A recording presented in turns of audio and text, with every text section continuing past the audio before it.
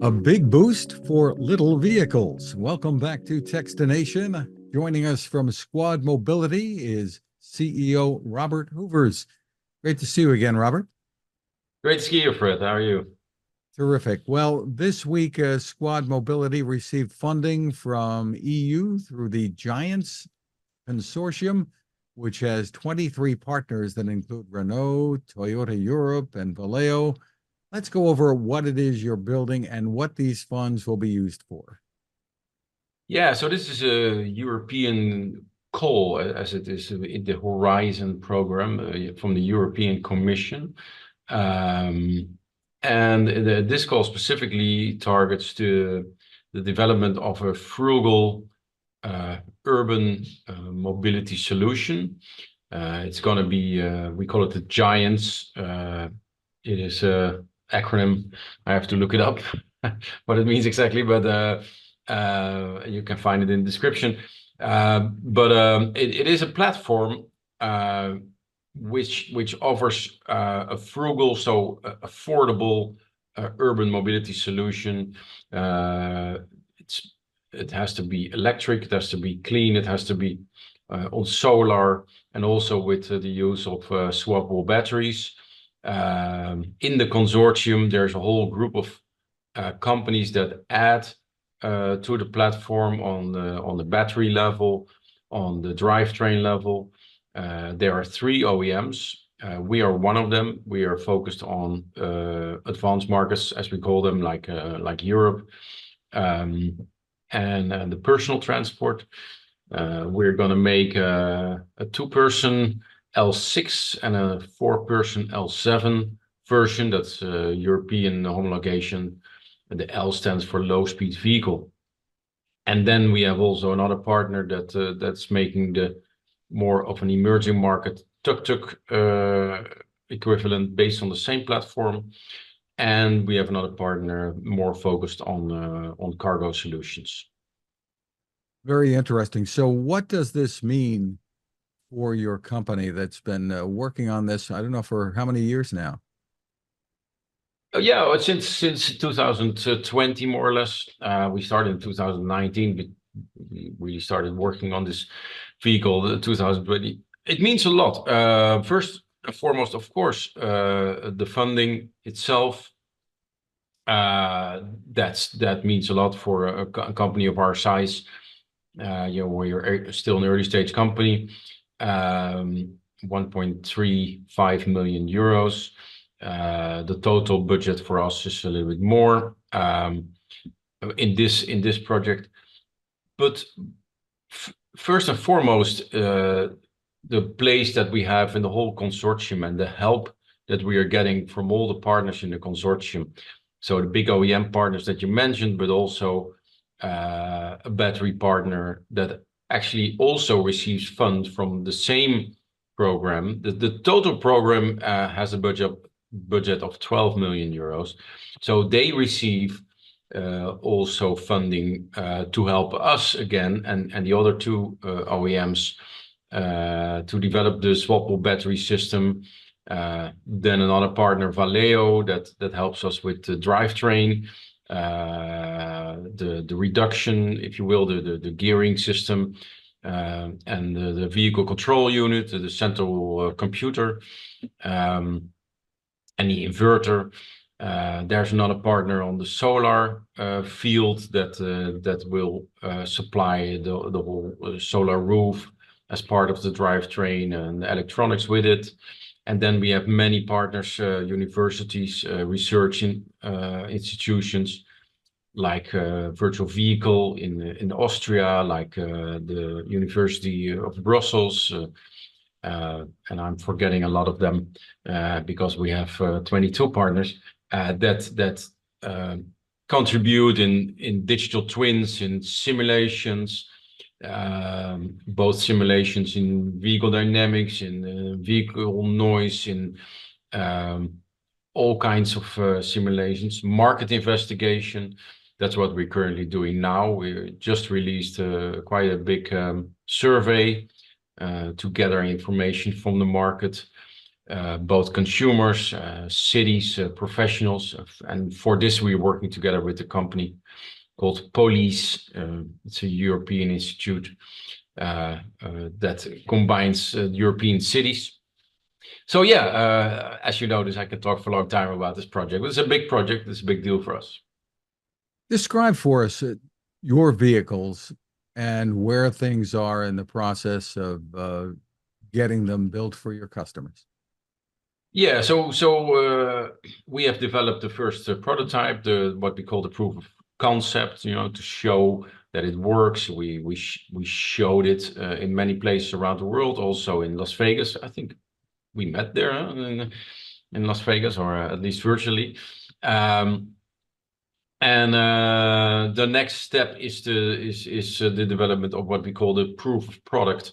So there's one step further towards production. It's actually the pre-production model, where all the parts and sub-assemblies are developed further towards production ready status, so to say, whether it's procurement or whether it's a part that we build ourselves, or that we but further engineered towards that stage, production stage, and this whole European program ties in very well with that timeline and with that project that we were doing anyways. Well, the vehicles themselves, let's describe for our audience, people who are listening, what these vehicles are like. These have a solar panel on the roof. They're small. Yeah, we call them a solar city car. You see a difference between Europe and USA. We have around half of our pre-orders coming from the USA.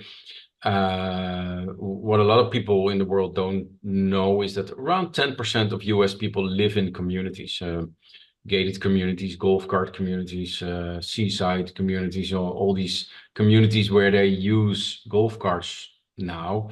And they see this vehicle as an alternative or an evolution of a golf cart, if you will, with, say, air conditioning, way more efficient, more spacious inside, with doors, and the solar, of course, with swappable batteries, also road legal. So a whole new evolution of this segment. So that's for the US. Most of our US pre-order customers, they see it as an addition to their fleet of vehicles that they have anyways. In Europe, it's different. In Europe, it's more seen as a urban mobility solution or a suburban mobility solution, where people see it actually as a replacement of their second car. The biggest market in Europe is Germany, but we also do pre-orders in France and Spain and Italy and UK, so a lot of places. And further, you see interest worldwide, also in Asia, but and a lot of islands. That's funny that we have a special attraction to islands, Caribbean islands, European islands, holiday resorts, company campuses, all kinds of use cases that you can think of. Because these top out at what, about 43 miles per hour, and have a range. I think with the biggest battery configuration, maybe you have a range of 60 miles or so. Is that correct? Yeah. I'm not a historian in miles. I'm better in kilometers. But yeah, I think in US it's 25 miles an hour or 42 kilometers an hour. We are also developing one that goes up to 70 kilometers an hour, 70. That is, that's a European. It's called the L7 category. 25 miles an hour is it's a low speed vehicle category, like you have in US. But you see different categories worldwide in this segment. So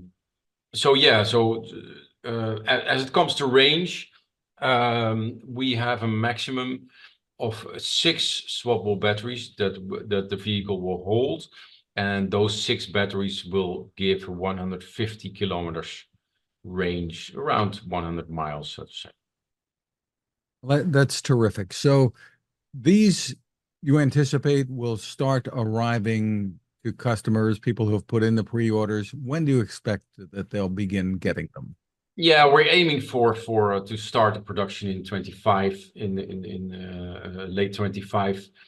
The difficulty with these kind of projects is not so much.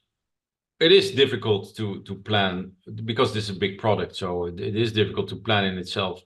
But the difficulty in our case and in many cases with startups that you have to plan both the development of the vehicle and the financing rounds at the same time, and that makes it hard because when it comes to financing, you never know when you get the money in.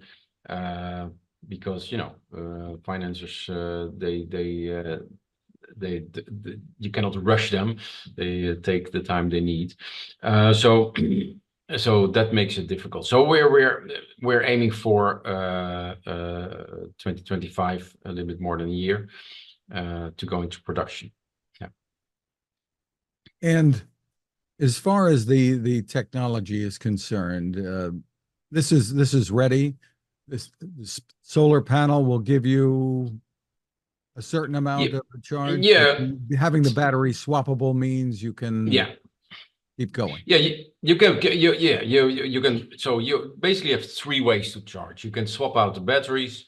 You can just charge the batteries in the vehicle with a charge plug or on a charge point, and it charges on solar, and that's default. It always will charge on solar throughout its whole life cycle, whether you're driving or whether you're stationary. In Amsterdam, which is not so good because we're far north, you can charge up to 22 kilometers on a nice day, sunny day.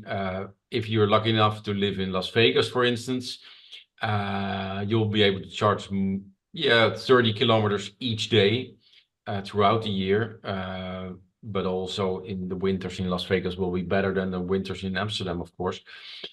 Probably we anticipate that somebody in Las Vegas will probably never have to charge again with a vehicle like this in an average use case. That is, you see that people travel on average like 10 to 15 kilometers a day with these kind of vehicles.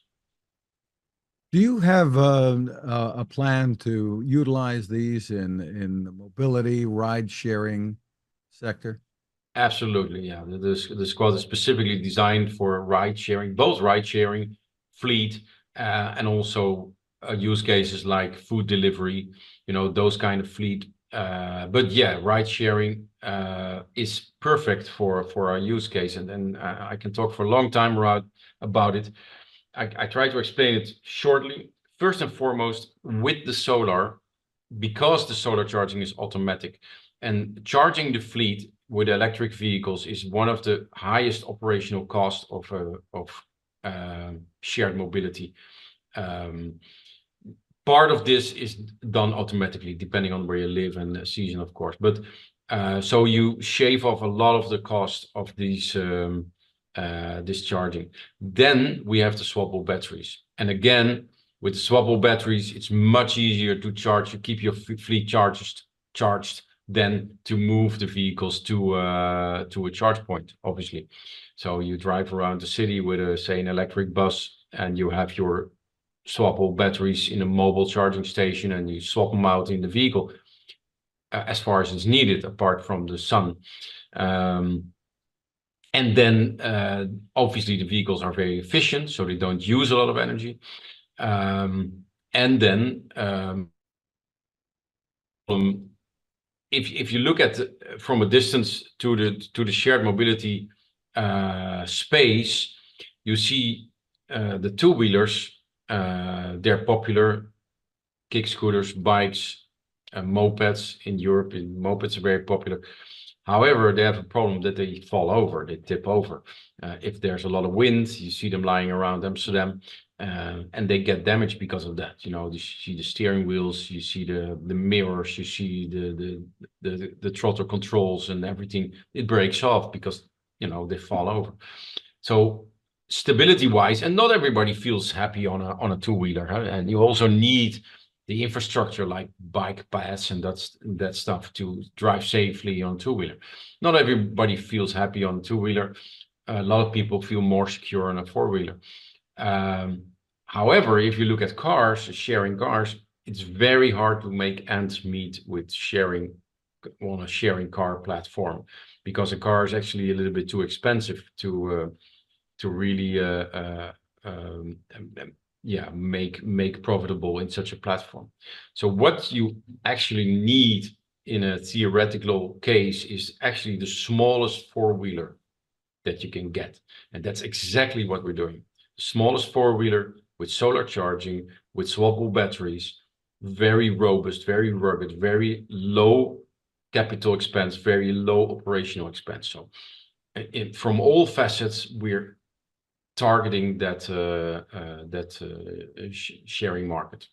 Now, the prices start at 6,250 euros. Is that correct? Yeah, that's excluding tax, and that is the base version. The base version doesn't have doors. We see that around 25% of our consumers, our pre-orders, is without doors. With doors and with tax in Europe, it would be around 8,500 when you have a 20% tax, which you have here in Amsterdam, 21%. So and that's still, I think, very affordable. So we are actually looking for the gap in between the two-wheelers and the four-wheelers, and we see and we think we fit there very well. Do you also have ambitions to add, and of course it would be much more expensive, autonomous driverless capabilities to these? Well, yeah, obviously we think about those things. The first thing that we think is very important, and which seems like yeah, with people now and then forget, is the that's for us extremely important, because it's a small vehicle, and air conditioning is getting more and more important worldwide, and also because we have a lot of interest from especially hot places where there's a lot of sun. When it comes to autonomy, because we are an urban solution, we are an urban vehicle, and we are and also suburban, and it is more complex for us to obviously it's more complex to drive through the city than drive on a highway, and it is extremely expensive. So this is not the first focus. Are you still there? Because you just disappeared. Okay, I see it's still recording. So this is not our first focus, but it's something we are planning to do in the long term. And the main goal of adding autonomy is to have the possibility for the fleet to move autonomous to those places with the highest demand in the city. So in the city, you'll always have the issue of the disparity, or how do you call it in English, of the difference between demand and supply. You see the same with taxis. At 5 o'clock in the afternoon, nobody can get a taxi anymore, because the supply is not enough to meet demand. So with autonomy, you can try to change that. So you can move the vehicles to those places, like the financial district, to move to those places at 5 o'clock in the afternoon where the most demand is. So that's the main use case for autonomy that we see. Very interesting. So for more information, Robert, where can people go? Yeah, squadmobility.com. It's our website. We just added an invest option. That's unfortunately only for Europeans, or for not for people in the US, but I don't know. Some people also have a European place of stay now and then. So yeah, so you can find everything there. Squadmobility.com. Robert Hoevers, congratulations on the innovations, and thanks for spending time with us. Thank you very much.